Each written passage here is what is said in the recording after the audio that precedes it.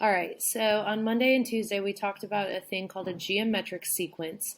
You guys noticed that when we were finding different terms of those sequences, the numbers of the sequences either got really, really, really, really, really big or really, really, really tiny, depending on what number was in the middle. You guys were actually working with what's called an exponential growth and decay function. And if you were in my fourth period class, you kind of heard me nerd out about them because of how awesome they are and how real world they are, and how you can actually use them to predict population, spread of viruses. You can actually use them too once you get in, like if you get a shot for I don't know, if you get let's use a real world example. If you get a COVID vaccine, you can use an exponential function to determine how much of the vaccine is actually still in your blood system. So that's kind of cool. So we're going to dive into exponential functions, their characteristics, some of the tricky things about them, and we're going to practice them a lot today. Okay, so we're going to start out with what exactly is an exponential function, which you've already seen this form of an exponential function. It's y equals a times b to the x. Okay, so a couple of quick things that should look familiar to you. A is our initial amount. Okay. That is our y-intercept. Okay, so it's our first term. So when x equals 0, right, when x equals 0, this is our y-intercept. So instead of a sub 1, it's a sub 0. It's our initial, it's our starting point, okay? A sub 1 is the technical first term after a sub 0, okay? You guys have seen B, okay, which is our growth factor or decay, also known from earlier this week as our common ratio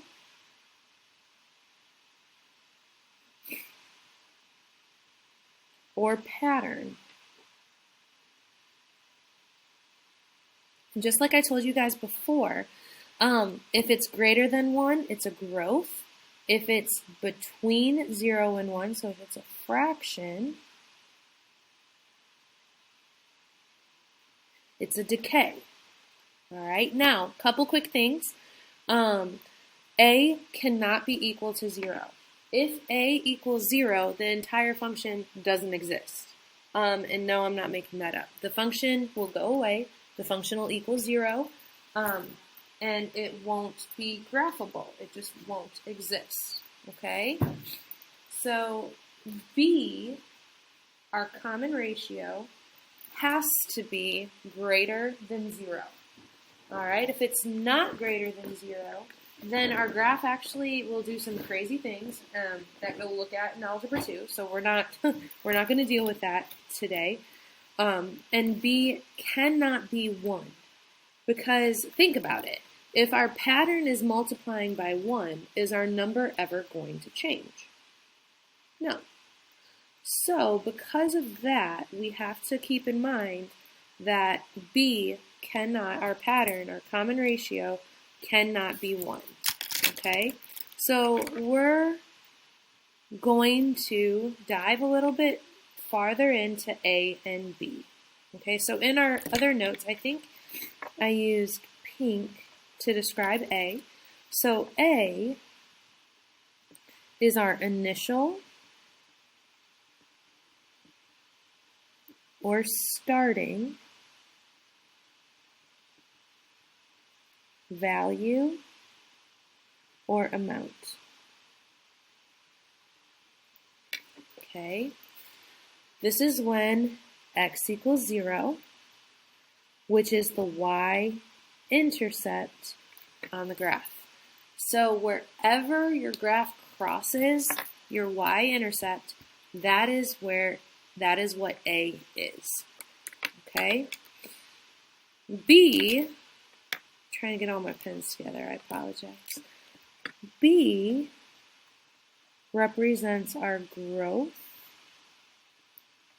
or decay factor.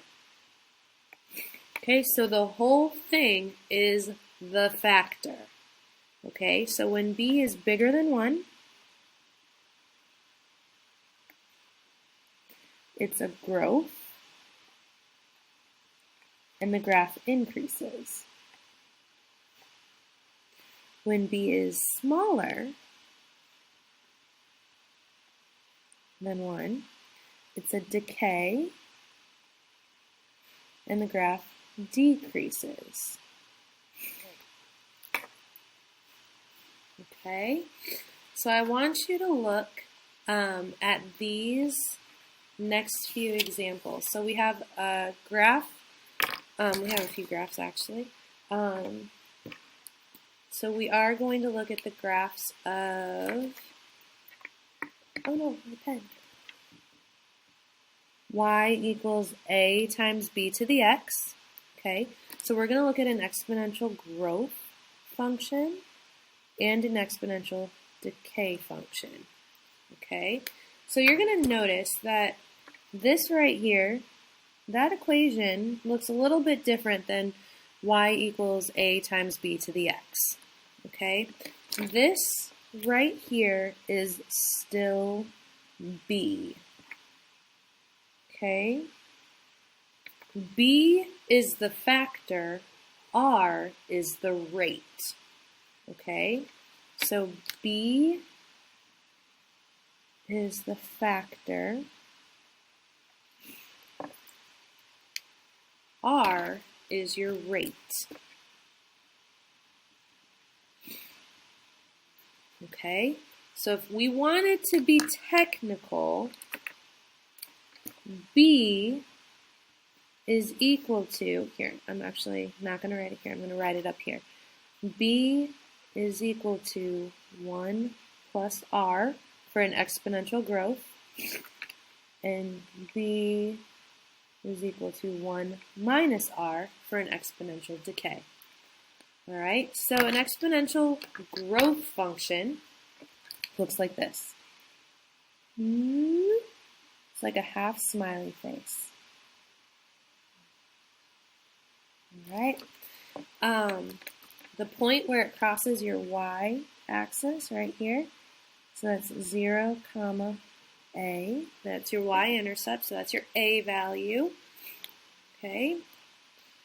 This is an exponential decay function.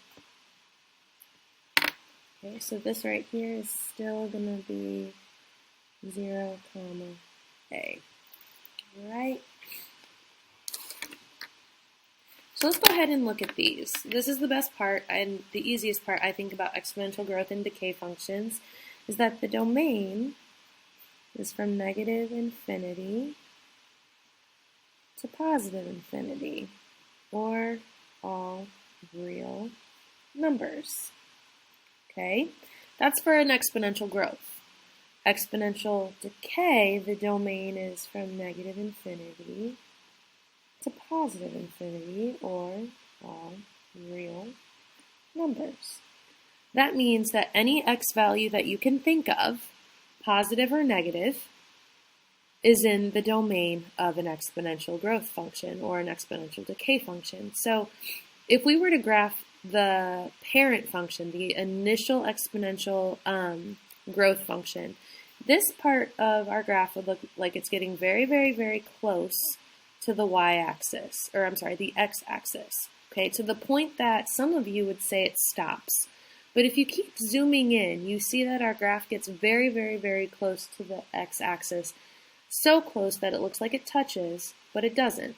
There's always a little bit of space between this part of our graph and the x-axis. Same with this part of our decay graph and the x-axis, okay?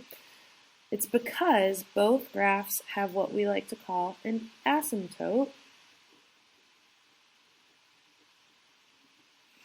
at the line y equals 0, or your x-axis. Okay?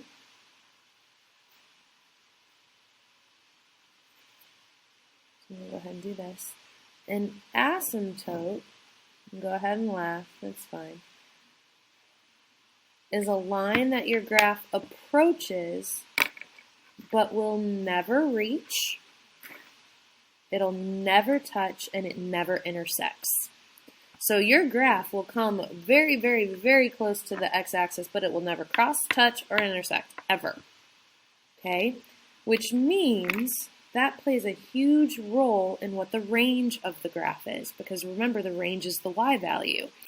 So if it's never going to cross the x-axis, it can only be everything above the x-axis. So our range is going to be y has to be greater than 0 for both of them. Okay?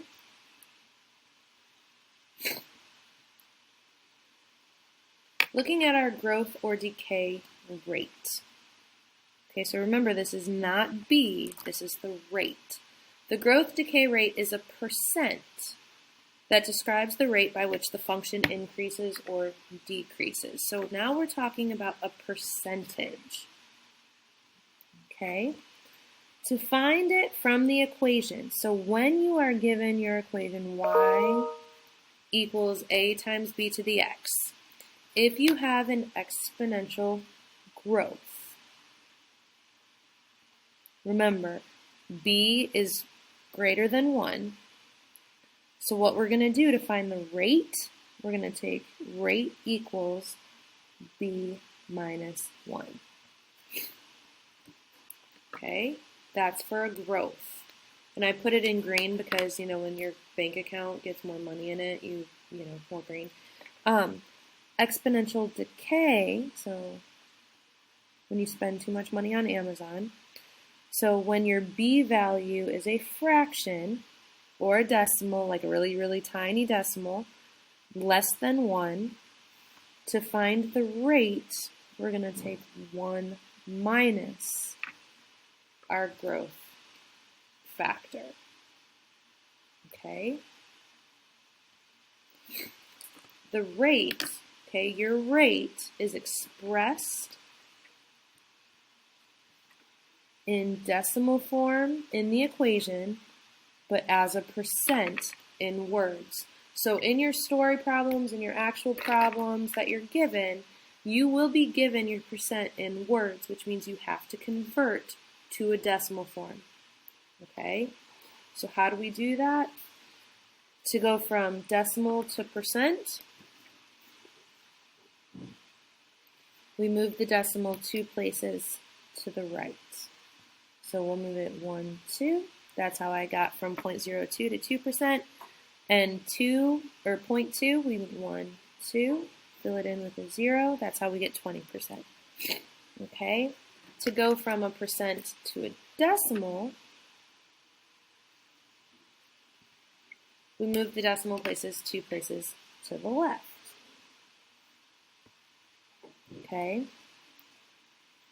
So 1, 2, that's how we get 0.5. 5%, 1, 2, 0.05. Okay?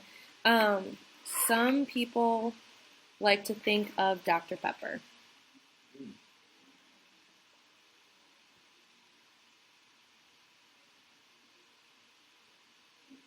Okay?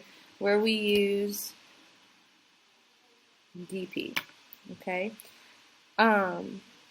So decimal to percent to decimal.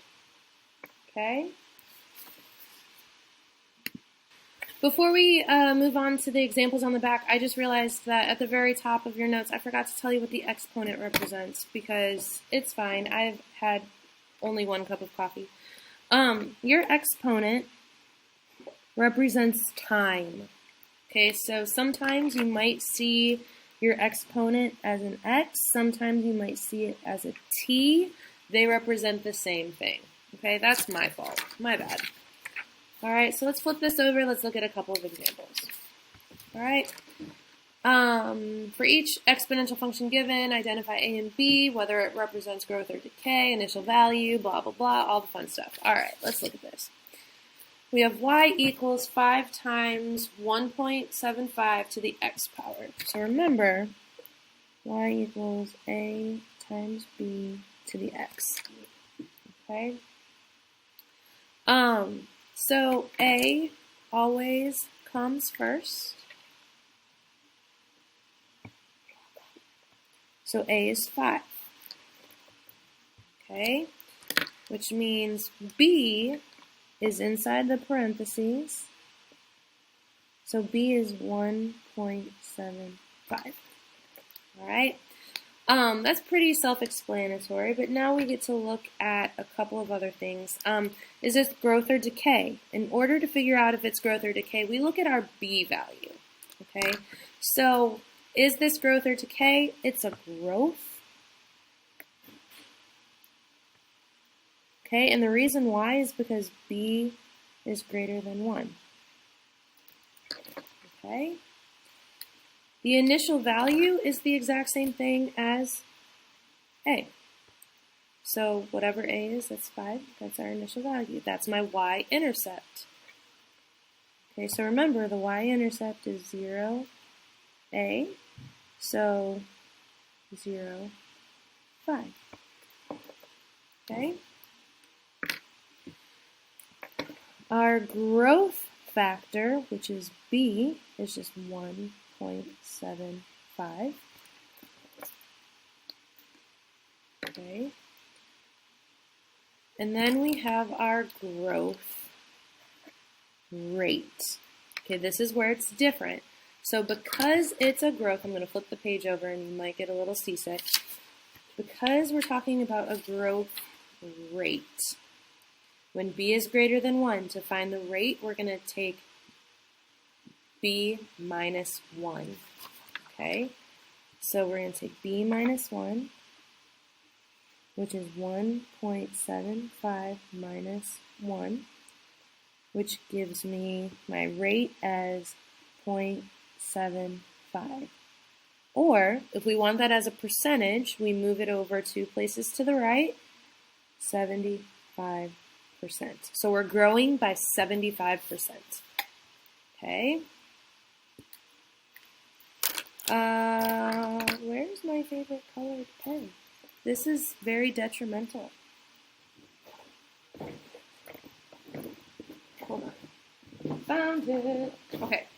The best part about these two examples number 1 and 2, is that these will never change. In fact, they're the same for both.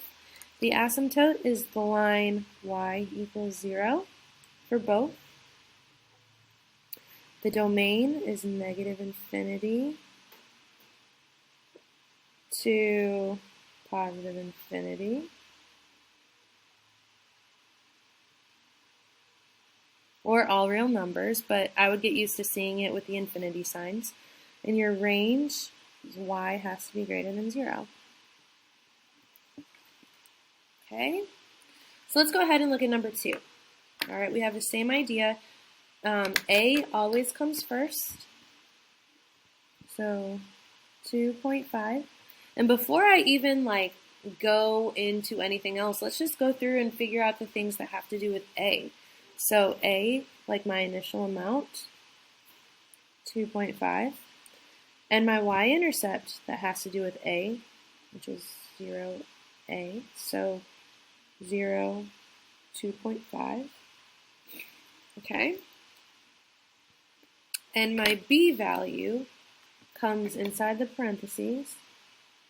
So it's 3/5 or 0.6. Okay, so real quick, is it growth or decay? It's going to be a decay function because b is less than 1, which means we have a decay factor of 0.6. So because we have a decay factor, that means we have a decay rate. Okay, so flipping it over, the decay rate when b is less than 1 but greater than 0, 1 minus b. So we're going to take 1 minus 0.6, which gives me 0.4. So my decay rate is 0.4, or if I wanted that as a percentage, 40%. So I am decreasing something by 40%. If a car depreciates by 40%, that's the rate at which it's going down, not the factor. All right, do you see how that works? Together, they have to add up to 1, right, or 100, okay? So that's examples 1 and 2. So let's look at 3, 4, and 5. State if they represent growth or decay and all that other fun stuff. So,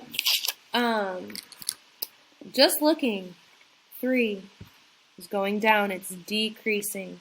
So we know it's decay. Number 4, boop, so growth. 5, going down, decay. So if it's a decay, it's smaller than 1. If it's a growth, it's bigger than 1. So this one is also smaller than 1. So now we get to, I'm sorry, I kind of rushed through that, but if it's growth, those are kind of like straight up. So decay, smaller, growth, bigger, okay? Looking at A is where it crosses your y-intercept. So we're going to have to estimate a little bit. So this one looks like 1, 2, 3. So A equals 3. That's what it looks like to me anyway. So 0, 3, because it's our y-intercept. 1, 2, 0, 2. 1, 2, 3, 4, 5, 6, 7. Looks like 7. So 0, 7. Okay? So let's look at 6, 7, 8, and 9. I might speed through these, so if you have a couple of questions, please let me know. I'm going to try my best to explain them as best as I can while respecting your time, because these notes take a really long time to do. Okay? Which of the following exponential functions has a growth factor of 1.5? So growth factor of 1.5, so that means B has to be 1.5. So our equation is going to be A times 1.5 to the x. So that's our B value. Anything that doesn't have a 1.5 inside the parentheses, we're just going to cross out. So can't be A.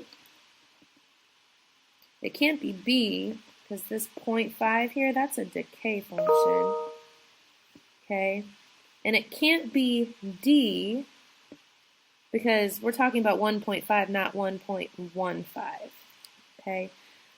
But Stark, C doesn't make sense. Well, it does if your A value is 1. Because if your A value is 1, do I need to write that in? I don't, because it's the same thing as 1.5x. Okay? So that's how we do number 6. Let's look at number 7. Okay?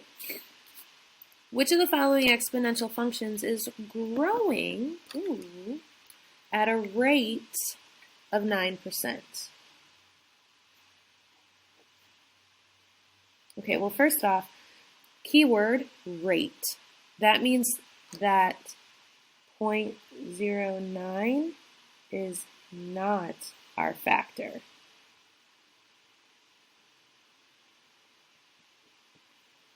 Okay? So to find our factor, we're going to add it to 1. Okay, so look. I'm going to flip this over. Okay. If we're growing and we know our rate, our B value is going to be 1 plus our rate. Okay? So, sorry. So, 1 plus 0.09 is going to give us 1.09. Okay? So we're looking for a B value that's 1.09. So inside the parentheses, can't be this one, that's decay. It can't be this one. This one is 1.9, not 1.09. Has to be A. Okay.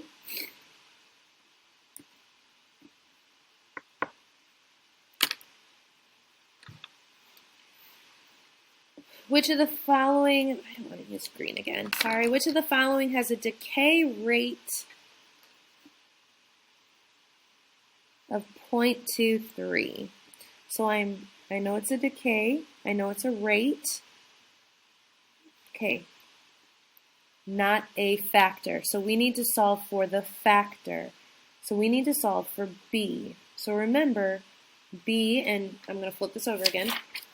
It's a decay, so B is 1 minus your rate. Okay, B is 1 minus your rate. So 1 minus R. So if I plug in 0.23, 1 minus 0.23 equals 0.77. So that's the B value I'm looking for, 0.77. That should be inside the parentheses. Not this one. That is a growth.